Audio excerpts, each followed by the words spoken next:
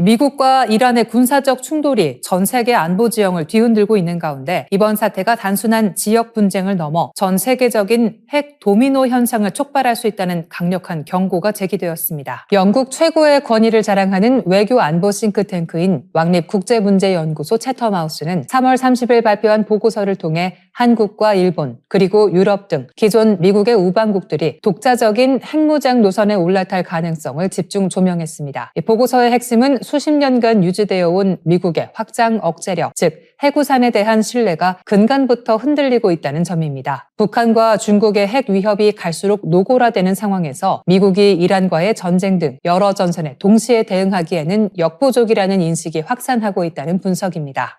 이 채텀하우스는 특히 성주 사드 배치와 관련된 갈등과 반출 논의를 중대한 신호탄으로 꼽았습니다. 이는 미국이 전 세계의 안보 수요를 감당하는 과정에서 스스로 역량의 한계를 드러낸 것이며 결과적으로 한국과 일본 같은 핵심 동맹국들이 적대 세력의 공격에 무방비로 노출될 수 있다는 공포를 심어주었다는 지적입니다. 실제로 안보 위기는 한반도 주변에서 더욱 구체화되고 있습니다. 미국이 중동 전선에 집중하는 사이 북한은 한국을 가장 적대적인 국가로 공인한다며 위협의 수위를 최고조로 끌어올렸고 일본과 중국 간의 영토 및 군사적 긴장 또한 날로 격화되는 양상입니다. 동맹국의 안보를 책임지던 미국의 존재감이 예전만 못하다는 평가 속에 각국이 각자 도생의 길을 모색할 수밖에 없는 환경이 조성되고 있습니다. 유럽의 상황은 더욱 절박합니다. 트럼프 미국 대통령은 최근 나토 탈퇴 가능성을 노골적으로 언급하며 동맹국들을 압박하고 있습니다. 트럼프 대통령은 3월 27일 발언을 통해 미국은 해마다 나토를 보호하기 위해 수천억 달러를 쏟아붓고 있지만 그들의 태도를 볼 때 우리가 반드시 그럴 필요는 없어 보인다고 강조하며 안보 무임승차론을 다시금 부각했습니다. 루비오 국무장관 역시 알자지라와의 인터뷰에서 유럽이 이란 공격에 협조하지 않았다고 강하게 비판하며 미국의 나토 탈퇴가 결코 빈말이 아님을 시사했습니다. 만약 미국이 나토에서 이탈하거나 방위 공약을 약화할 경우 유럽은 영국과 프랑스가 소유한